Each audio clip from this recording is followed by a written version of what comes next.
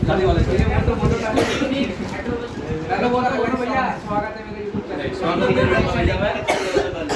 मैं किसी का स्वागत नहीं करता, जिसको पढ़ना है पढ़ो, नहीं पढ़ना मत करो। ठीक है क्या बेटा, सुनो फिर भी एक बार हेलो करता हूँ आपको।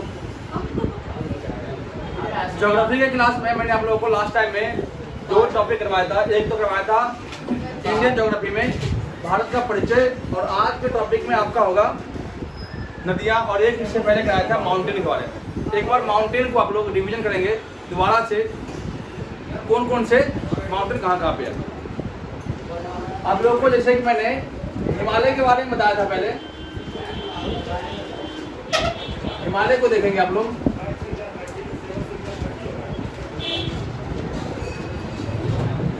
हिमालय की कुल 4 शाखाएं थी।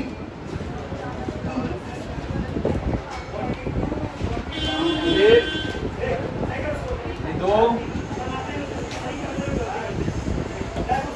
3 और 4। ठीक है, 4 शाखाओं में मैंने बताया था आप लोगों को, चारों के अलग अलग नाम थे। जो ऊपरी वाली शाखा जिसका नाम था ट्रांस हिमालय, ट्रांस हिमालय। दूसरे का नाम था आपका बृहद हिमालय। तीसरे का आपका नाम था मध्य, और लास्ट का आपका नाम था लघु या शिवालिक, लघु या शिवालिक। ये बताया था, इन्हीं मैंने बताया था आपको। ट्रांस हिमालय के अंदर एक चीज पढ़ना है, काराकोरम की पहाड़ी। काराकोरम की पहाड़ी पढ़नी है। काराकोरम की पहाड़ी में K1, K2, K3 और K4 है। K2 जो है ट्रांस हिमालय के अंदर सबसे ऊंची पर्वतमाला है, जिसे हम गॉडविन ऑस्टिन के नाम से जानते हैं। K2 और K4 पढ़ना है। ठीक, K1 और K2, K1 और K2। K1 को हम पढ़ते हैं ग्लेशियर बूम के नाम से, ग्लेशियर बूम। और K2 को पढ़ते हैं हम लोग, आप लोग क्या पढ़ते हैं, गॉडविन ऑस्टिन, गॉडविन। ये सब बताया था आप लोगों को। पर्वतों का राजा आपको बृहद हिमालय कहते हैं, जिसमें आपके अलग अलग पर्वत है। दुनिया की सबसे ऊंची पर्वत चोटी माउंट एवरेस्ट, जिसकी कुल ऊंचाई आपकी 8,848 मीटर है। अगर दुनिया में पूछ दे दुनिया में सबसे लंबी पर्वतमाला कौन सी है, सबसे लंबी पर्वतमाला जो आपका ब्राजील, अर्जेंटीना, चिली इन देशों में फैला हुआ है, काफी देशों में फैला हुआ है, एरेनीज पर्वत है। ठीक, इस पर्वत के बाद आपके हिमालय पर्वत की अगर लंबाई की बात करते हैं तो बहुत ही लंबाई से कम है, लेकिन इसमें दुनिया की सबसे ऊंची चोटी जो पर्वतमाला है माउंट एवरेस्ट है। माउंट एवरेस्ट की कुल ऊंचाई 8,848 मीटर है। ठीक, इसके अलावा बृहद हिमालय में मैंने बताया था आपको नंदा देवी, कामेट, बंदरपोच, त्रिशूल, गंगोत्री, यमुनोत्री, केदारनाथ, बद्रीनाथ, कैलाश पर्वत, ये सब किसमें है, इसी में। इसके अलावा नेपाल के अंदर अन्नपूर्णा, मनसालू, गौरी शंकर, धौलागिरी, इसके अलावा मैकालू, छोयू, माउंट एवरेस्ट, कंचनजंगा और नमचा बड़वा, ये सब इसी में है। इसमें बृहद हिमालय। बृहद हिमालय की जो पूर्वी शाखा है उसमें आपका जो शाखा है उसको कहते हैं नमचा बड़वा, और जो पश्चिमी शाखा उसे कहते हैं नंगा पर्वत। नंगा पर्वत आपका पाकिस्तान में, नमचा बड़वा आपका अरुणाचल प्रदेश में। ठीक है, मध्य हिमालय में जितने भी घूमने वाली जगह है वो आपको मिलेगा। 2 पहाड़ों के बीच एक स्पेस होता है, मतलब मैदान होता है। उस मैदान में जो गांव बसे होते हैं उसे कहते हैं घाटी या वैली कहते हैं। 2 पहाड़ियों के बीच बसे हुए गांव क्या कहते हैं, वैली या घाटी कहते हैं। उन घाटियों में जो है लोग घूमने जाते हैं। तो अक्सर जो है घूमने का जगह कहाँ है, मध्य हिमालय में, जिनमें आपका कुल्लू घाटी, मनाली, सोलांग, रोहतांग, मसूरी, रानीखेत, जितने भी आपके घूमने जगह है वो सब आपके किसमें, मध्य हिमालय में है। तीसरे हिमालय को लघु हिमालय कहते हैं, जिनमें शिवालिक है, जिसे शिवों का आलय अर्थात भगवान शिव का घर कहा जाता है। इसके अंदर दून और द्वार पाए जाते हैं, हरिद्वार, देहरादून, ये आपको पाए जाते हैं। तो ये आपके हिमालय के 4 शाखाएं थी, ट्रांस हिमालय, बृहद हिमालय, मध्य हिमालय और लघु हिमालय। इसके अलावा मैंने आप लोगों को अलग अलग भारत के अंदर अलग अलग पहाड़ी, जैसे कि इसी में और देख लो, जो आपका बृहद हिमालय में टापला, मिश्मी, पटकोई, ये आपका बृहद हिमालय का भाग है जो आंध्र प्रदेश में। मेघालय के अंदर गारो, खासी, जैंतिया, ये पहाड़ी। मिजो के अंदर मिजोलैंड, नागा के अंदर नागालैंड, ठीक, ये आपके नॉर्थ ईस्ट में पहाड़ी के नाम है। इसके बाद मैंने आपको ऑलमोस्ट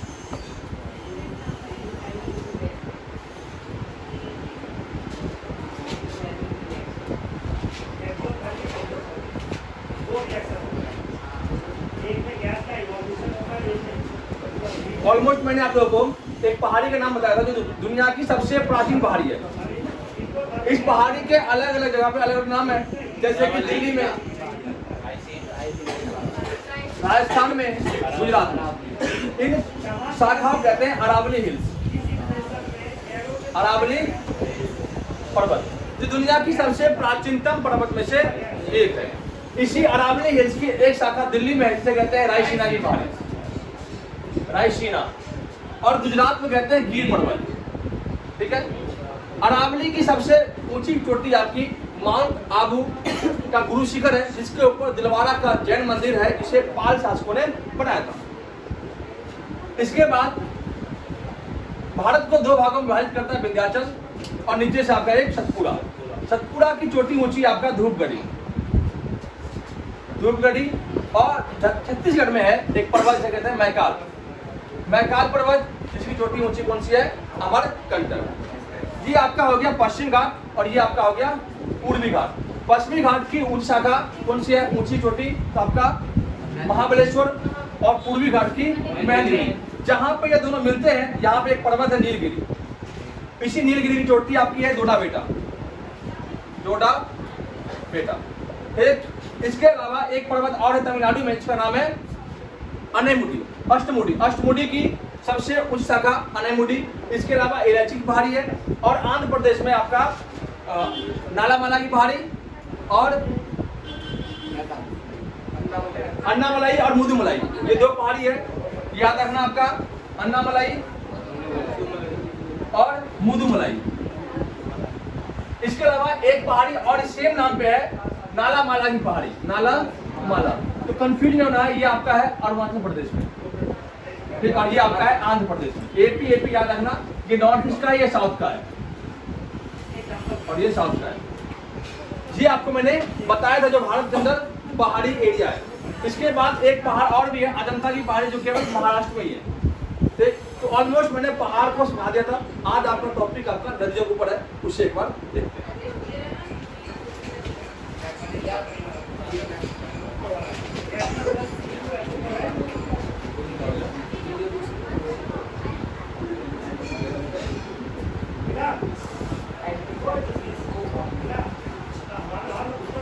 भारत में नदियों की बात करते हैं तो बहुत सारी नदियां हैं। उन नदियों में ज्यादातर नदियां आपको हिमालय पर्वत से निकली नदियां हैं।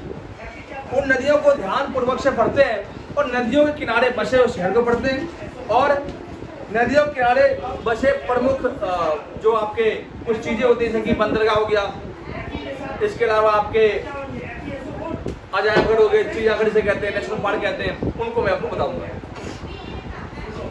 नदियां ऑलमोस्ट पहाड़ी इलाकों से निकलती है, जहाँ पे बर्फों की बारिश होती है। बर्फ से ही बर्फ पिघल करके नदी जल बनता है, और जल जो है नदी होकर के मतलब नदी बन करके हमारे एरिया में गुजरता है। भारत की भूमि 3 भागों में बटी हुई है, वही 4 भाग पढ़ते हैं हम लोग। एक भाग कहते हैं हम पर्वतीय भाग, एक कहते हैं मैदानी भाग, एक कहते हैं पठार, और एक कहते हैं आपका प्रायद्वीपीय भारत। ये 4 भागों में भारत बटा हुआ है। पर्वतीय में आपका माउंट जितने हिमालय वाले उसके बारे में पढ़ना है। मैदान में आपका गंगा का मैदान हो गया। पठार में आपका साउथ इंडिया कितने प्लेटियो उनके बारे में पढ़ना है। और प्रायद्वीपीय में जो आपका समुद्र के किनारे बसे हुए जो जगह है उनके बारे में पढ़ना। मैदान मैदान अर्थात गंगा नदी के जो एरिया के आसपास जितने भी शहर बसे हुए हैं उसे कहते हैं मैदानी एरिया। ठीक,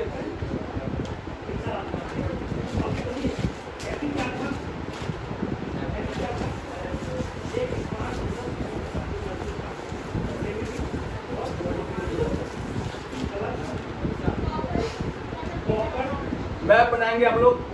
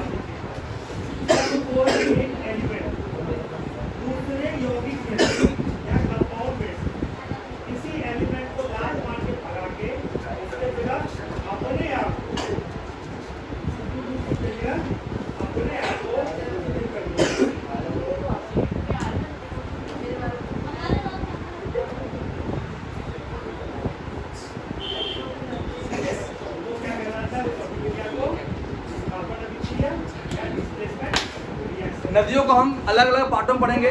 पहले हम पर्वतीय इलाकों से जो नदियाँ निकलती है जिनमें आपका हिमालय की नदियाँ हैं उनको पढ़ते हैं। हिमालय की नदियों में ये आपका जगह है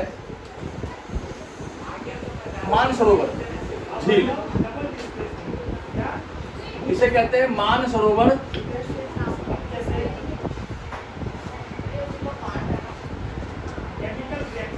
मानसरोवर झील, मानसरोवर लेक कह लो या झील कह लो। ठीक, मानसरोवर झील जो है वहां से 3 नदियां निकलती है। 3 नदियों में एक नदी आपके है सिंधु,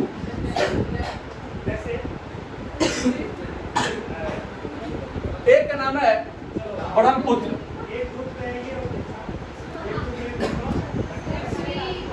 और एक का नाम है सतलुज।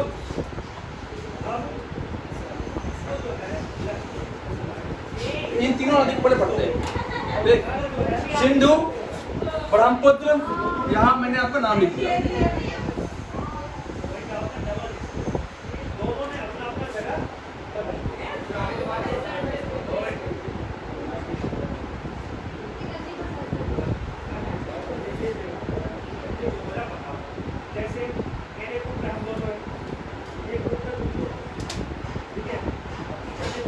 सिंधु नदी का उद्गम स्थल आपका मानसरोवर झील है। ये आपका लद्दाख से होते हुए कश्मीर को टच करते हुए पीओके होते हुए पाकिस्तान प्रांत में लाहौर के समीप से निकलते हुए मोहनजोदड़ो के निकट से होते हुए ये कराची जो आपका पाकिस्तान है उस बंदरगाह में जाकर के समुद्र में मिलने का काम करता है।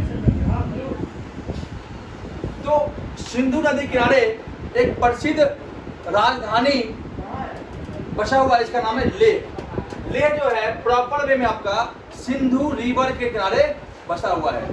इसी रिवर के किनारे आपका मोहनजोदड़ो स्थित है। इसके अलावा सिंधु नदी की जो है भारत के अंदर लंबाई लगभग 1400 किलोमीटर है। इसी नदी पर 1960 के दशक में एक जल विवाद हुआ था। इस जल विवाद में पाकिस्तान ने यह आरोप लगाया कि भारत जो है सिंधु नदी के पानी को रोक रहा है।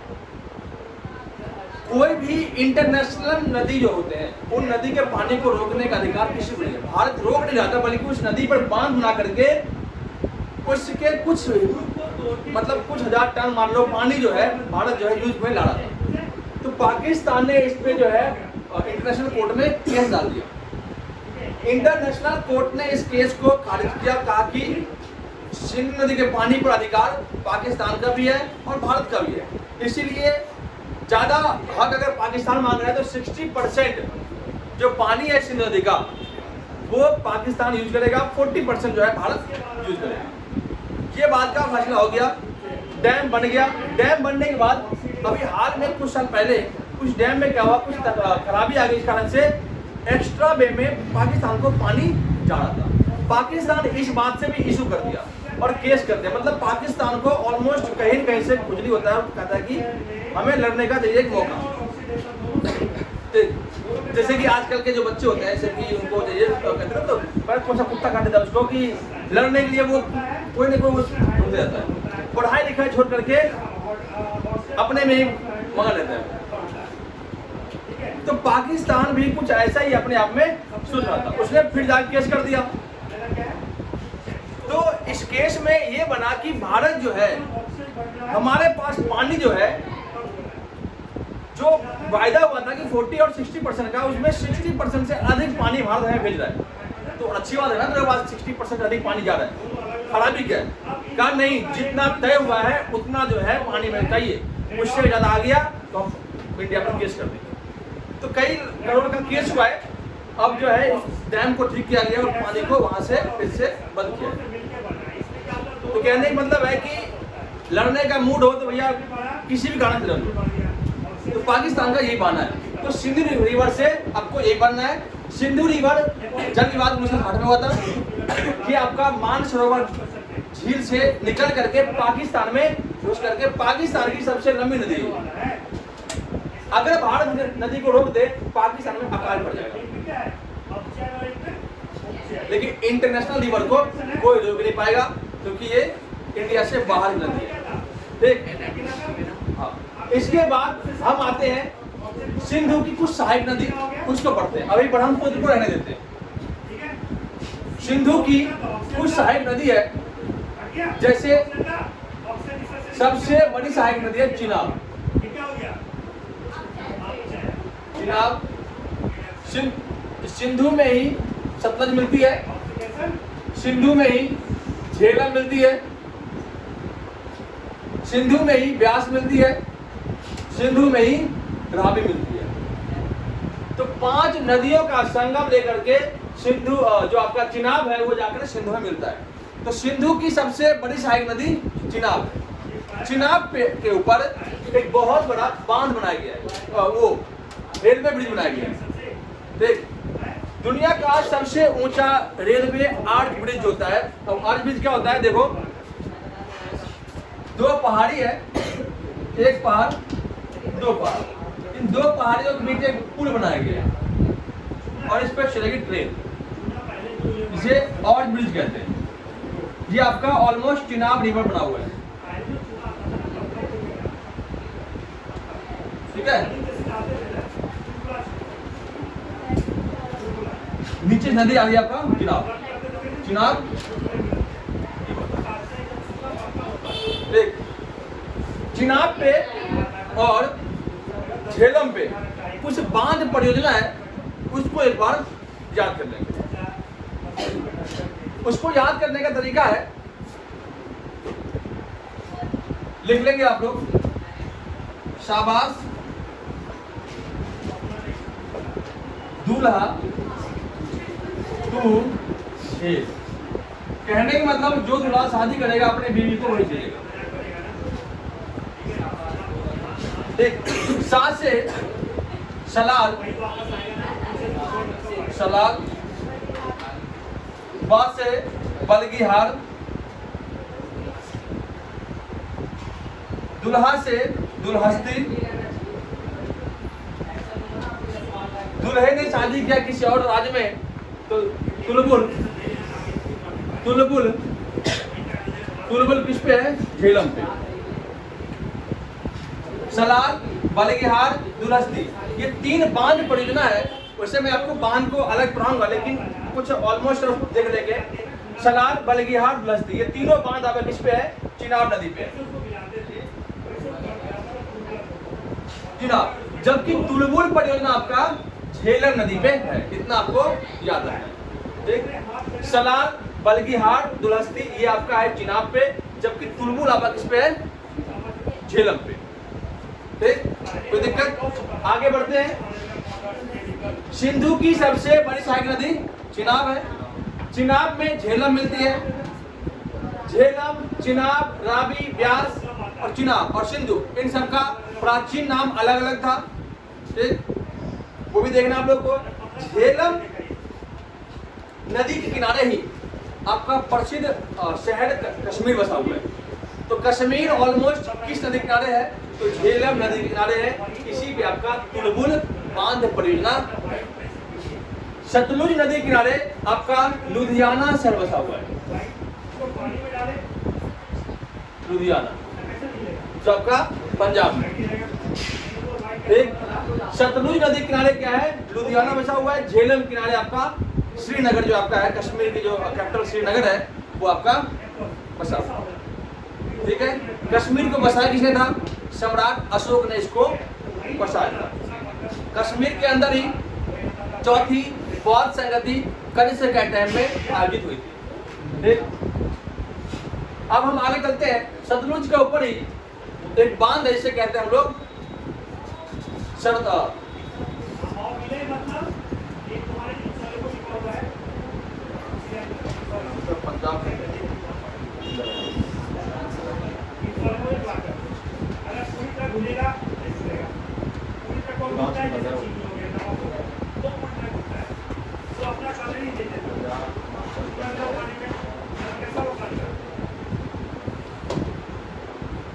सतलुज पे है, एक पंजाब पे है और एक पंजाब में है और एक हिमाचल में है। दो बांध है, उनका नाम मेरे को भी दिमाग नहीं आ रहा है। पढ़ा था मैंने पॉलिटिकल साइंस में। इसे प्रथम पंचवर्षीय योजना बनाया गया था, जवाहरलाल नेहरू बनाया था। भूल गया हम लोग, मैं तो दिमाग निकल गया मेरे।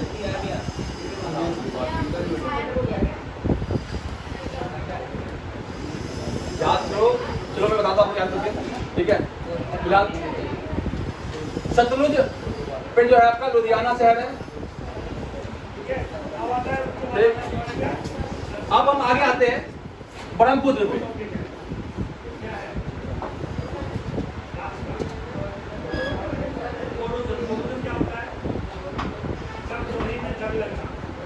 ब्रह्मपुत्र नदी मानसरोवर से निकलती है और निकलते ही इसका नाम हो जाता है सांगपो रिवर।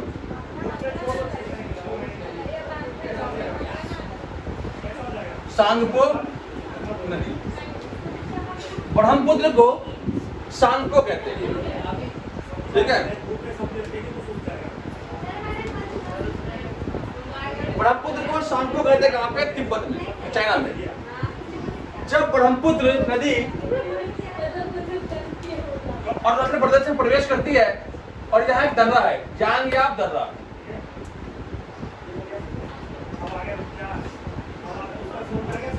जब प्रवेश करती है, प्रवेश करते ही अरुणाचल प्रदेश में इसका नाम हो जाता है दिहांग। ठीक है। ब्रह्मपुत्र को पढ़ लेना भाई, तो देख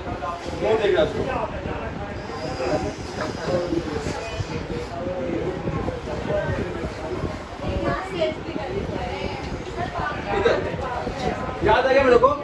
इस बांध का नाम है भाखरा नांगल बांध। भाखरा नांगल डैम है। भाखरा अलग है और नांगल अलग है, दो अलग अलग डैम है। नांगल डैम छोटा है, भाखरा डैम बहुत बड़ा डैम है। ये डैम जो आपका सतलुज रिवर पर बना हुआ है, ठीक, जो आजादी के बाद वहां तक बनाया गया था। जांगयाप दर्रा से नदी प्रवेश करती है ब्रह्मपुत्र। ब्रह्मपुत्र को चाइना में क्या कहते हैं? सांगपो। इसका नाम होता है अरुणाचल प्रदेश में दिहांग। क्या नाम होता है? दिहांग। इसके बाद जैसे ये दिहांग नदी असम में प्रवेश करते हैं, दिसपुर के पास, इसका नाम रहता है ब्रह्मपुत्र। नाम देखो कितने बार चेंज हुआ है। पहले नाम हुआ इसका सांगपो। पहले नाम क्या होगा? सांगपो। फिर नाम हो गया आपका दिहांग। फिर नाम हो गया आपका ब्रह्मपुत्र। और जैसे ही ये ब्रह्मपुत्र बांग्लादेश में प्रवेश करती है तो इसका नाम रहता है जमुना। जमुना, यमुना नहीं, जमुना। इसी ब्रह्मपुत्र नदी की सबसे बड़ी सहायक नदी है तीस्ता, जो दार्जिलिंग से निकलती है, नेपाल तराई से। इसका नाम है तीस्ता रिवर। ठीक, हाँ। असम के अंदर इसी नदी पर जो है दुनिया का सबसे बड़ा द्वीप, नदी द्वीप मांजुली द्वीप है। हाँ, असम में मांजुली द्वीप किस पे है? तो आपको ब्रह्मपुत्र नदी पर है, दुनिया का सबसे बड़ा नदी द्वीप है, इसे हम कहते हैं मांजुली द्वीप। इसी के अंदर मानस जो आपका है नदी, मानस रिवर जो है इसकी सहायक रिवर है। ठीक है, ब्रह्मपुत्र की सबसे बड़ी सहायक नदी तीस्ता, जो आपका नेपाल से निकलते हुए दार्जिलिंग होते हुए आपका ब्रह्मपुत्र मिलती है। ब्रह्मपुत्र को बांग्लादेश में जमुना कहते हैं। ब्रह्मपुत्र का पहला नाम क्या हुआ? सांको, दूसरा नाम दिहांग, तीसरा नाम ब्रह्मपुत्र, चौथा नाम जमुना। इसकी सबसे बड़ी सहायक नदी तीस्ता। इसी ब्रह्मपुत्र पर क्या बसा हुआ है? मांजुली द्वीप, दुनिया का सबसे बड़ा नदी द्वीप। क्या होता है द्वीप? मान लो ये जमीनी भाग है और चारों साइड से नदी जो है ये जमीनी भाग को खत्म करके बीच में जमीन और चारों साइड से नदियां। तो नदियों के बीच में बसा हुआ एक शहर या गांव कह लो, तो द्वीप है। शांत उसे हम कहते हैं मांजुली द्वीप। ठीक है, तो इनमें आप लोगों को दिक्कत नहीं होगा? दिक्कत है इसमें? ओ चमगादड़,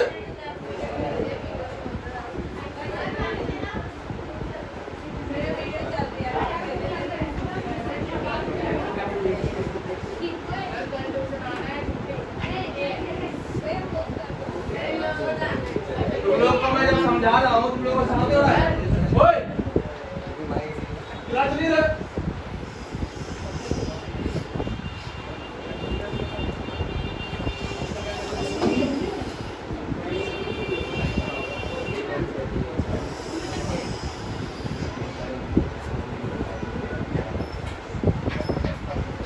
ठीक है। तो दुनिया का सबसे बड़ा द्वीप नदी द्वीप है मांजुली द्वीप, आपका ब्रह्मपुत्र नदी पर है। इसी नदी पर भारत का सबसे लंबा नदी पुल बनाया जा रहा है डिब्रूगढ़ में। डिब्रूगढ़ जो है असम का एक शहर है और असम का शहर जो है डिब्रूगढ़ ये ब्रह्मपुत्र नदी के जस्ट सामने बगल में बसा हुआ है। तो डिब्रूगढ़ में ही जो आपका क्या बन रहा है, तो आपका एक पुल बन रहा है जो लगभग 17 से 18 किलोमीटर लंबी पुल है। सबसे बड़ा सबसे लंबी नदी पुल किस पे है? ब्रह्मपुत्र नदी पर, ब्रह्मपुत्र नदी। ठीक है, अब हम आगे आते हैं और उत्तराखंड के जो आपका हरिद्वार है उसके ऊपर जितने पहाड़ी है वहां से पड़ते हैं। यहां से एक सबसे फेमस रिवर निकलती है जिसका नाम होता है गंगा। गंगा का उद्गम कैसे हुआ वो अलग पाठ बढ़ा दूंगा आप लोगों को। कितने नदियों से मिलकर गंगा का निर्माण हुआ है वो बताऊंगा, लेकिन पहले हम पढ़ते हैं गंगा के बारे में, क्योंकि ये प्रॉपर में अपनी नदियों की क्लास होती है। तो गंगा नदी को उत्तराखंड में आपको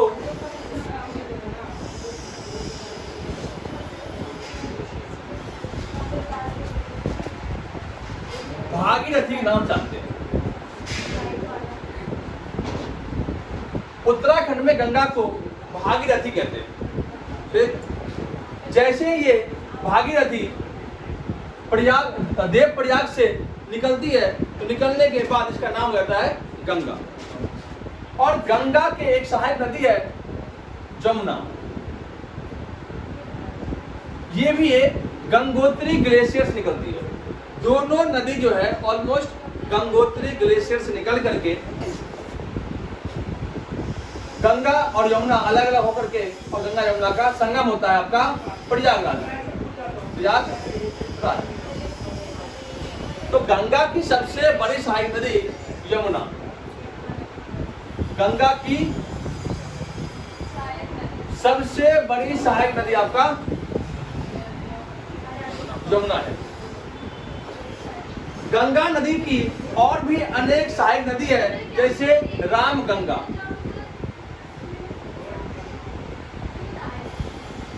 राम गंगा। ठीक, इसके अलावा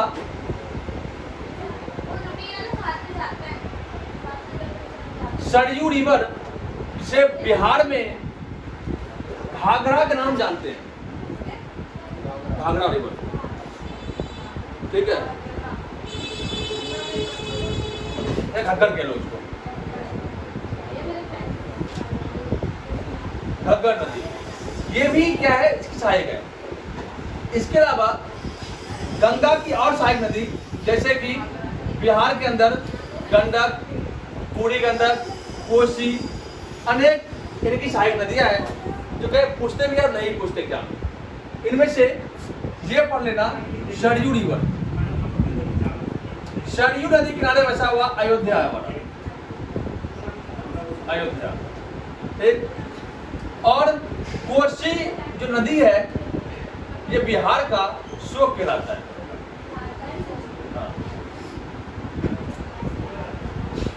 बनारस आपको गंगा नदी किनारे है।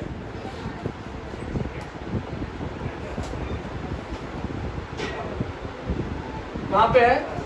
गंगा किनारे। बनारस हो गया, इलाहाबाद हो गया, लखनऊ आपका गोमती रिवर किनारे है। इलाहाबाद, आगरा, इसके अलावा वाराणसी, इसके अलावा आपका पटना, भागलपुर, ये जितने भी फेमस जगह है वो आपका टोटली गंगा रिवर किनारे स्थित है। तो गंगा की सहायक नदी में एक सरयू हो गया, एक हो गया आपका गोमती, जिसके किनारे लखनऊ बसा हुआ है, यूपी की राजधानी लखनऊ। यमुना, यमुना नदी जो है गंगा की सबसे बड़ी सहायक नदी है। यमुना के किनारे जो है सबसे बड़ा शहर पानीपत, हरियाणा का सबसे बड़ा शहर पानीपत बसा हुआ है। मथुरा यही बसा हुआ है यमुना के पास। तो इन नदियों को आप गंगा को आराम से देखेंगे किस प्रकार से गंगा जो है उत्तराखंड, उत्तर प्रदेश, बिहार, झारखंड को टच करते हुए पश्चिम बंगाल में जाकर के दो शाखाओं में डिवाइड हो जाती है। गंगा नदी पश्चिम बंगाल में दो शाखाओं में डिवाइड होती है। एक शाखा कलकत्ता जाती है, इसी कलकत्ता जो ये कलकत्ता शहर है, ये आपका इसी गंगा की जो कटी हुई नदी है एक शाखा, इसे हुगली कहते हैं। हुगली उसके किनारे बसा हुआ है। तो हुगली नदी किनारे बसा शहर कोलकाता। कलकत्ता बंदरगाह भी आपका हुगली नदी किनारे है, ये ध्यान रखना आपको। गंगा रिवर बांग्लादेश में जाते ही नाम बदल लेती है और इसका नाम रहता है पद्मा। जिस तरह से जमुना का ब्रह्मपुत्र का नाम होता है जमुना, कहाँ पे? बांग्लादेश में। उसी प्रकार से गंगा का नाम होता है पद्मा, कहाँ पे? बांग्लादेश में। और जब गंगा ब्रह्मपुत्र का मिलान होता है बांग्लादेश में तो नाम हो जाता है मेघना। क्या नाम होता है? मेघना।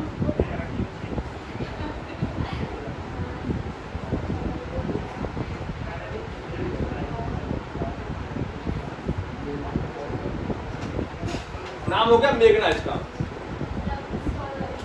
एक बार दोबारा रिपीट करते हैं।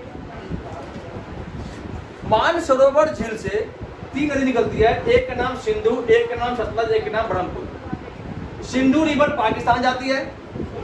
सिंधु की सबसे बड़ी सहायक नदी चिनाब।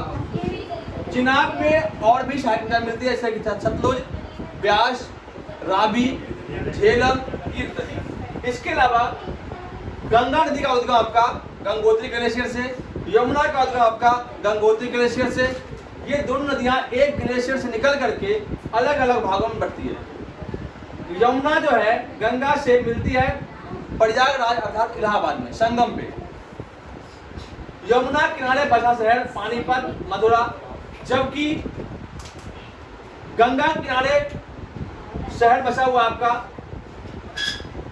इलाहाबाद, वाराणसी जिसे बनारस कहते हैं, इसके अलावा पटना, इसके अलावा आपका क्या कहते हैं इसको, भागलपुर, ठीक। तो ये आपके, इसके अलावा आपका कलकत्ता, ये सब शहर आपके बसे हुए गंगा पे। ठीक। गंगा की कुछ सहायक नदियां हैं जिनमें सबसे बड़ी सहायक यमुना, इसके अलावा छोटे मोटे रामगंगा, गोमती जिसके किनारे बसा शहर लखनऊ, इसके अलावा आपका सरयू जिसे घग्गर कहते हैं या घाघरा कहते हैं बिहार के अंदर, इसके अलावा बूढ़ी गंडक, गंडक, कोसी, ये सब आपकी गंगा की सहायक नदियां हैं।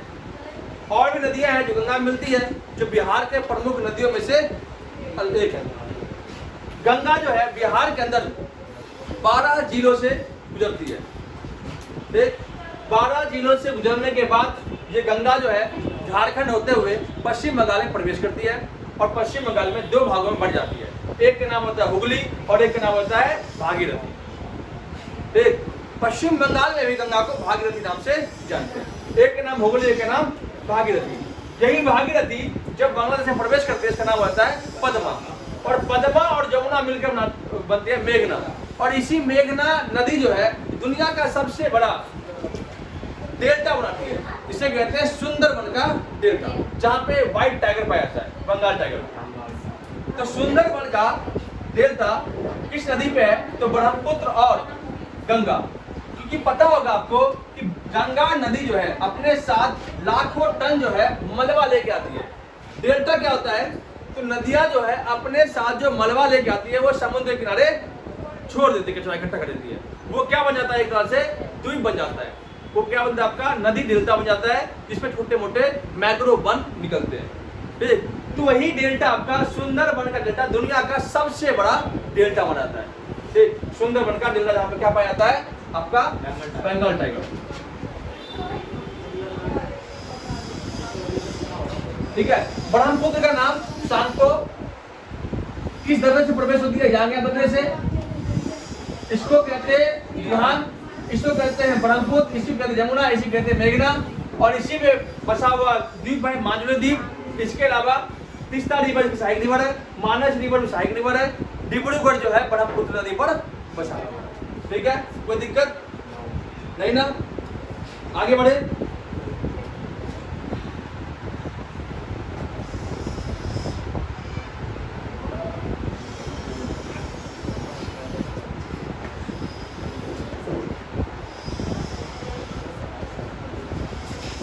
जी आपका झारखंड और बंगाल का पूरा एरिया है।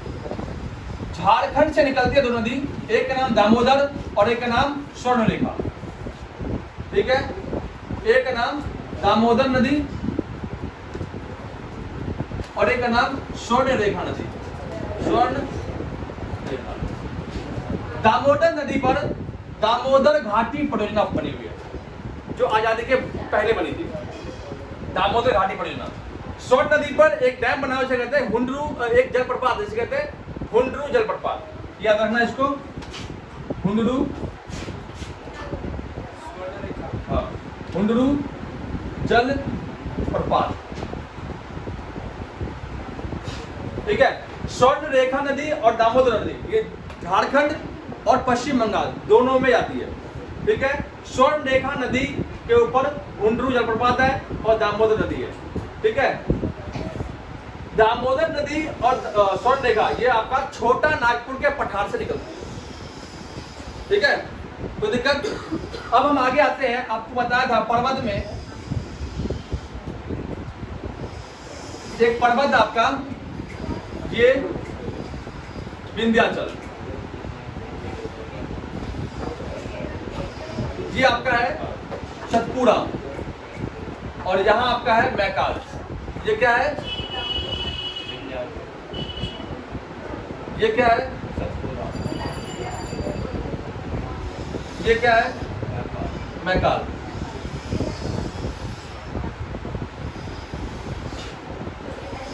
इस मैकाल से 3 नदी निकलती है। मैकाल पर्वत के अमरकंटक से जो है 3 नदी निकलती है। एक का नाम होता है सोन, जो बिहार में गंगा मिलती है, इसे कहते हैं सोन। और एक है महानदी,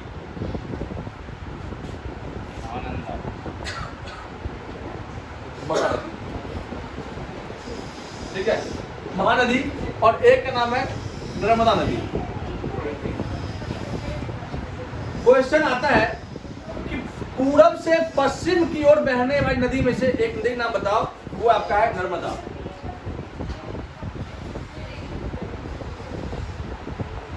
ठीक, पूरब से पश्चिम की ओर बहने वाली नदी कौन सी? नर्मदा।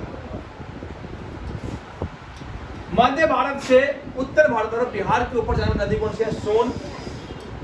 और उड़ीसा में प्रवेश करने वाली नदी कौन सी है, जो अरब सागर में गिरते, बंगाल खाड़ी में गिरते, क्या नाम है इसका? महानदी।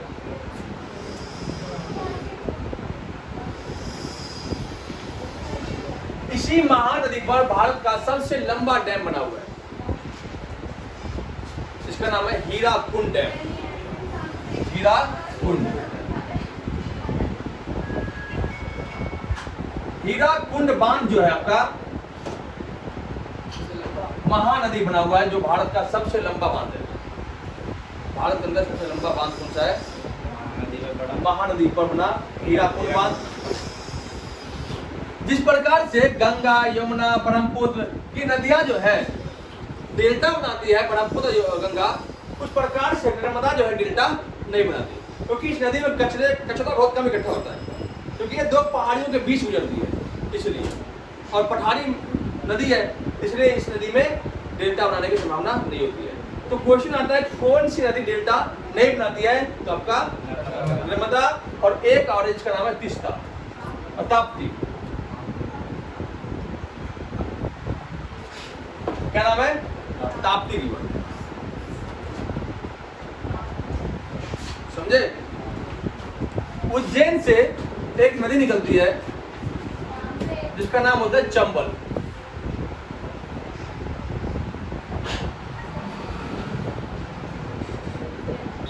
नाम होता है चंबल रिवर, उज्जैन से। इस चंबल नदी किनारे राजस्थान का फेमस शहर कोटा बसा हुआ है। राजस्थान के अंदर 365 दिन बहने वाली नदियों में से चंबल नदी सबसे मेन है। चंबल के अलावा कोई भी नदी राजस्थान में हमेशा नहीं बहती है। अब जाओगे राजस्थान में तो नदियां देखोगे सूख गई, बिल्कुल खत्म। जब बारिश होती है फिर नदी पानी आता है, लेकिन चंबल में ऐसा। चंबल जो है यमुना की सबसे बड़ी सहायक है। इसके अलावा यमुना की और सहायक है, एक का नाम है केन और एक का नाम है बेतवा। केन नदी और एक का नाम बेतवा। ये आपका हो गया चंबल। केन, बेतवा और चंबल जो है यमुना की सबसे बड़ी सहायक नदी है। लिख लिया सबने? अब आगे बढ़ते हैं। अरावली पर्वत से एक नदी निकलती है लूनी, एक निकलती है बनास और एक निकलती है साबरमती। अरावली पर्वत से, अरावली से एक नदी निकलती है, इसका नाम है साबरमती। क्या नाम है? साबरमती।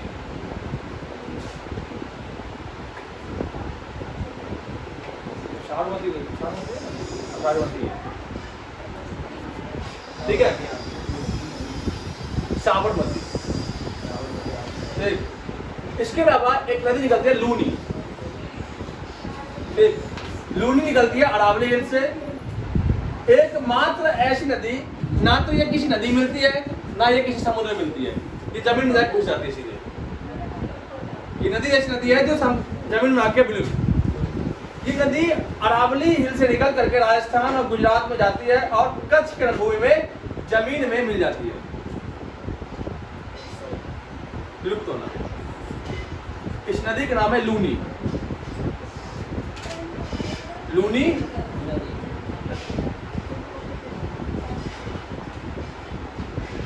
समझ में आया? तो भारत की एक ऐसी नदी का नाम बता जो कच्छ के रणभूमि में जाके मिल जाती है। लूनी। बनास कहाँ की नदी है? तो आपका अरावली हिल में राजस्थान नदी है। ठीक। साबरमती नदी उत्तर भारत और मध्य भारत की सबसे गंदी नदी है। इसी साबरमती पर स्टैच्यू ऑफ यूनिटी बना हुआ है, सरदार वल्लभ भाई पटेल की स्टैच्यू। ठीक है। साबरमती नदी जो है भारत की सबसे गंदी नदी है, गंदी रिवर है।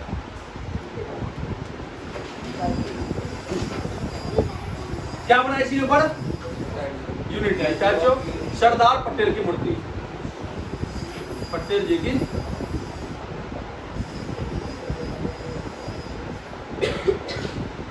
ठीक है, आगे बढ़े। एक नदी और निकलती है मध्य प्रदेश का नाम है माही।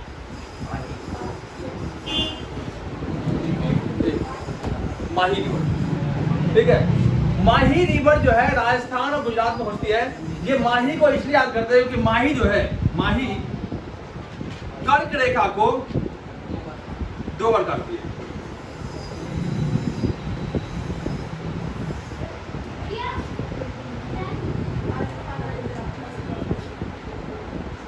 कर्क रेखा को दो बार काटने वाली नदी कौन सी है? माही नदी है।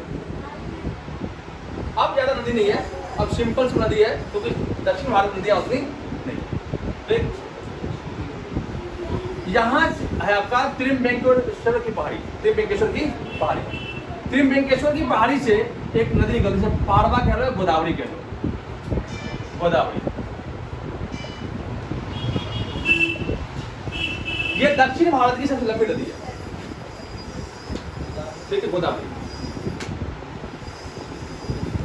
गोदावरी की सबसे बड़ी सहायक नदी है इंद्रावती, छत्तीसगढ़ निकलती है।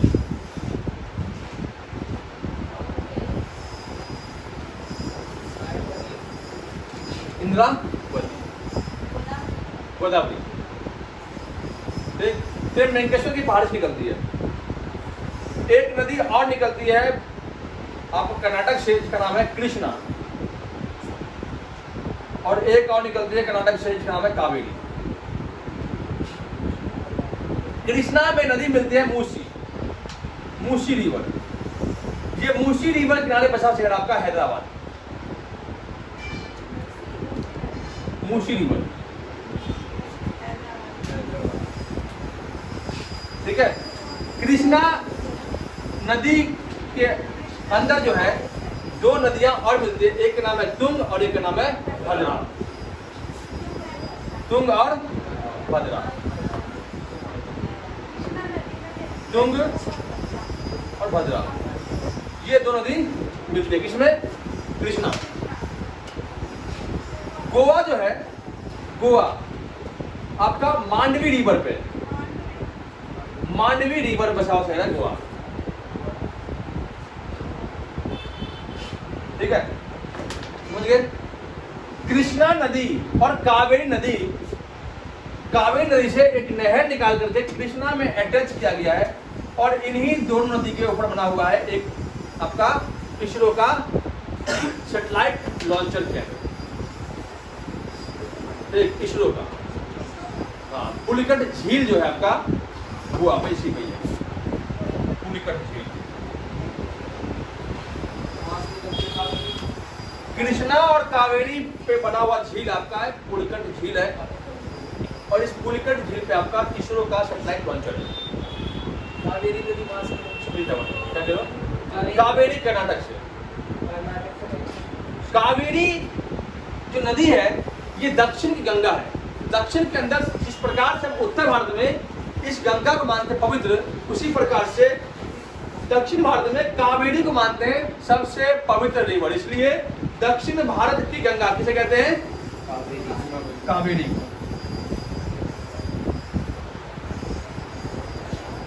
ठीक है। कावेरी नदी जो है ये दक्षिण भारत की गंगा है। दक्षिण की गंगा पूछे गोदावरी, दक्षिण भारत की गंगा कावेरी, उत्तर भारत की गंगा भागीरथी। तो इनको आप लोगों को याद, ये आपका टोटल भारत में जो नदियां हैं वो है। और भी नदियां हैं छोटे मोटे, लेकिन उतना आप लोग के लिए इंपॉर्टेंट नहीं है, क्योंकि आपके एग्जाम के बेस में काफी ज्यादा नदी है। तो इन नदियों को एक बार दो प्रयास करेंगे जिससे आपको याद हो जाए। अगली क्लास में आपको डैम और जो इसके ऊपर बसे शहर में सर बताएंगे आपको, एक लंबी वीडियो आती है, उसका लंबी होती है इसलिए मैंने आपको बताया, तो उनको आप लोग को बताएंगे, ठीक है। अगली वीडियो में